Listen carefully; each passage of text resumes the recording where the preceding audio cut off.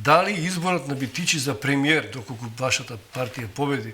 на изборите, е реалност и можна едно општество, сите во вистинска смисла на зборот, бидејќи самата партија тогаш ќе докаже дека не прави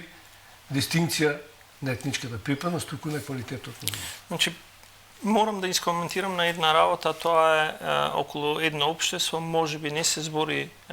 толку гласно и јавно како што се збореше, но мислам дека слободоумните луѓе и повеќето од граѓаните живеат со концептот на едно општество секојдневно и тоа е убавината на концептот на едно општество, кога тоа го имате во срце, а не треба ни да зборувате. И токму тоа јас цело време работа ми живеам. А тоа е дека јас сум влезен во политиката да придонесам, да докажеме дека може и поинаку, а ако општествениот консензус, моментум, побара од мене да служам на позицијата на премиер, сум рекол дека би го прифатил предизвикот.